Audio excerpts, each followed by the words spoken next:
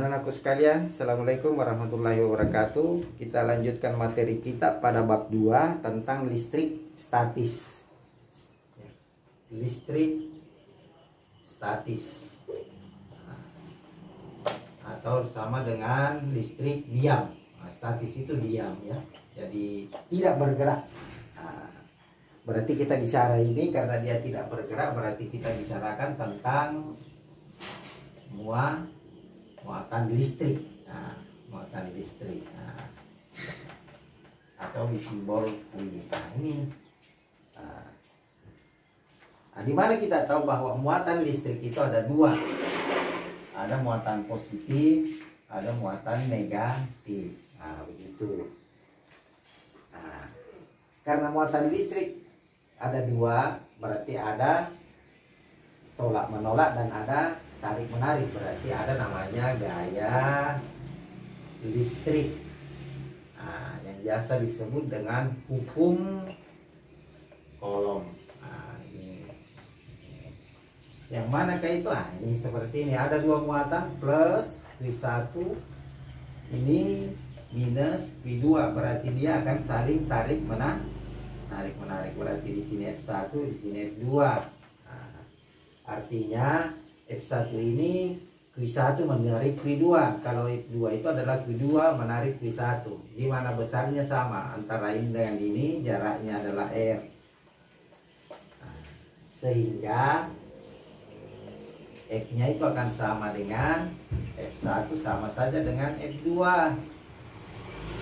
Yang satu saja diambil, berarti sini sama dengan K kali Q1 kali Q2 per R kuadrat.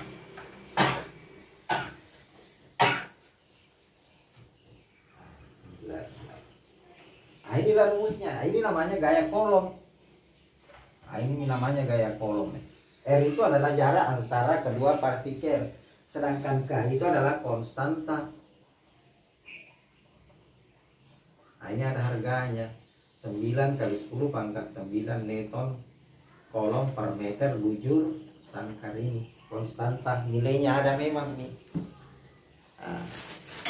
Oke anakku sekalian, ini namanya gaya listrik. Sekarang kita masuk. Saya hapus nih. Hapus nih.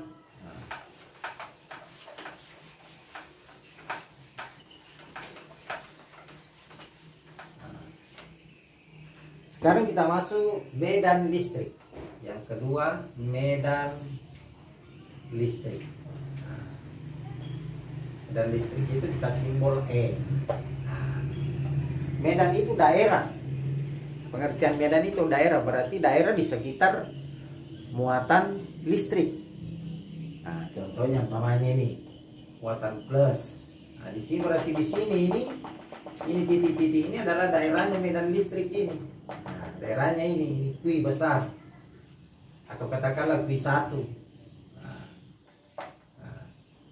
Sekarang ada benda masuk di sini. Benda kecil namanya Q2. Berarti tas kan saling tarik menarik ini F, ini F. Katakanlah begini. Berarti medan listrik itu sama dengan F per Q1. Jadi E-nya itu akan sama dengan K kali Q1 kali Q2 per R kuadrat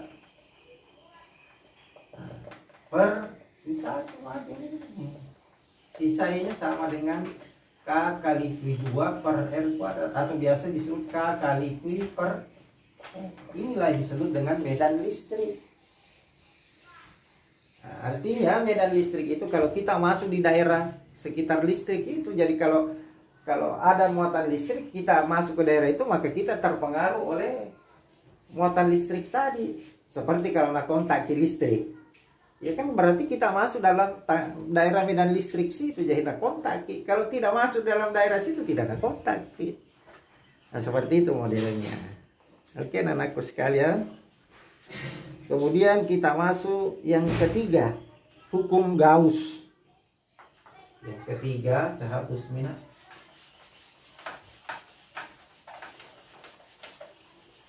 Kemudian yang ketiga adalah hukum Gauss. Ini apa hukum Gauss ini? Hukum Gauss itu artinya medan listrik yang menembus bidang. Jadi hukum Gauss itu ada medan listrik yang menembus bidang. Umpamanya begini. Ini bidangnya, ini bidangnya, ini bidang. Katakanlah ini bidang. Kemudian ada medan di sini yang menembus medan listrik ini. Ini menembus masuk ke sini, ada banyak ke sini ada. Yang menembus bidang itu samanya hukum Gauss. Jadi hukum Gauss ini adalah banyaknya medan listrik yang menembus bidang. Itu. Sebelum kita lanjut ke sini, kita dulu cari ada namanya rapat muatan. Kalau rapat muatan untuk volume, ya, kalau kalau diambil volumenya, maka rapat muatannya itu sama dengan Q/V. Kalau diambil dari luasnya, berarti rapat muatan itu sama dengan V/A.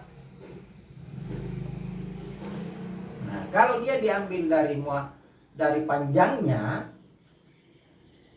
dari panjang berarti F, itu dirumuskan Q/L. Itu. Ini dapat muatan namanya ini. Bagaimana dengan momen ini, hukum Gauss-nya? Hukum Gauss ini akan menghasilkan banyaknya medan listrik yang menembus bidang ini akan menghasilkan yang namanya flux listrik. Flux listrik yang di simbol begini lah. Berapa besarnya? Ini ada bidang, ada A, ada E, berarti sama dengan E kali A kali cos theta. Kenapa? Karena seperti ini modelnya. Sebenarnya ada normal di sini. Ini pada bidang. Ini medan. Jadi yang medan yang tegak lurus dengan medan itu medan listrik yang tegak lurus bidang itulah menghasilkan flux. Kalau begini menghasilkan, begini lagi menghasilkan. Tapi kalau begini tidak menghasilkan, atau begini tidak menghasilkan. Yang menghasilkan itu yang tegak lurus dengan bidang. Yang tegak lurus dengan bidangnya. Paham bagian anak-anakku sekalian, yang tegak lurus bidangnya saja yang diambil. Bagaimana kalau ini kan katakanlah ini normal, ini normalnya. Ini N-nya, ini normalnya namanya N, normal ini. Ambil saja. Katakanlah seperti ini. Ada memang normal begini. Jadi kalau begini, ini medan listrik ya begini. Berarti N sejajar dengan medan. Ini menandakan N sejajar dengan medan. Berarti sudutnya theta itu sama dengan N sejajar dengan medan. Jadi kalau N sejajar dengan medan berarti cos 180 kan 1. Jadi E kali A kali cos theta. Jadi begitu. Jadi yang diambil sejajarnya dengan N. Jadi ada memang nih. Jadi kalau kamu bikin flux listrik ya sih begini namanya. Ini N-nya. Sekarang ada medan. Ini. Berarti ada flux kalau begini. Tapi kalau begini, E-nya adakah flux? Tidak ada. Karena tidak sejajar dengan N. Hanya tegak lurus dengan N. Yang diambil adalah sejajarnya dengan N. Begitu anakku sekalian. Itu namanya flux listrik. Oke.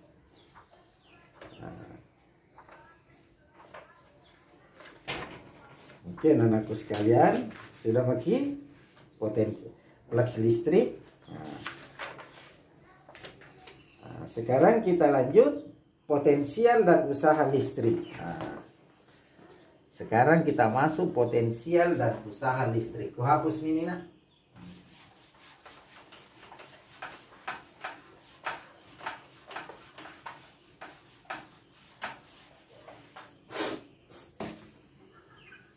Sekarang kita masuk potensial dan usaha listrik. Singkat W. Berarti ada juga W-nya, ada usahanya. Yang mana kah itu? Ini katakanlah ini muatan W, ya. Ini garis medannya, ini garis medannya ini. Katakanlah begini, garis medannya. Ini garis medan semua ini. Sekarang ada benda di sini, katakanlah ini kui besar, ini kui kecil, ini ada benda, ini kui kecil.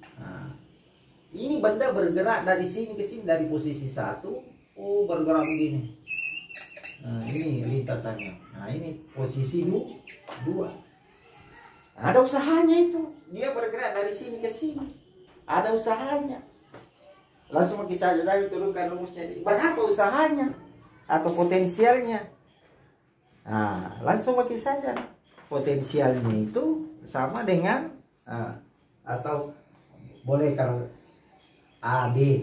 Katakanlah dari posisi A ke B. Jadi WAB itu sama dengan seper K kali Q, K kali Q kecil kali Q besar kali seper RA dikurang seper RB. Inilah rumusnya, inilah usahanya, usaha dari A ke B. Itu. Sedangkan potensialnya, cari satu-satu, nanti potensialnya itu salah satu saja, ya. Jadi potensialnya, kalau potensialnya, potensial ini V ya. Kalau potensial kita simbol V, maka PA-nya itu sama dengan K kali Q per RA. Itu potensial di A. Kalau potensial di B, K kali Q per RB. Inilah potensial. Oke, anak-anakku sekalian, mengerti Maki? Oke. Sebentar. Sampai sekian pertemuan kita Dina. Sebentar saya kirimkan Ki soal untuk dikerja di GCR, ya. Kerja di GCR, dikumpul di GCR. Nanti saya kirim lewat soalnya lewat WA saja. Nanti saya kirim lewat WA soalnya. Nanti kamu kerjakan soalnya di GCR. Soal tentang dua nomor saja, tentang medan listrik dengan potensial dan usaha listrik. Sebentar saya kirimkan Tina, besok dikumpul. Oke, anak-anakku sekalian, sampai sekian pertemuan kita. Assalamualaikum warahmatullahi wabarakatuh.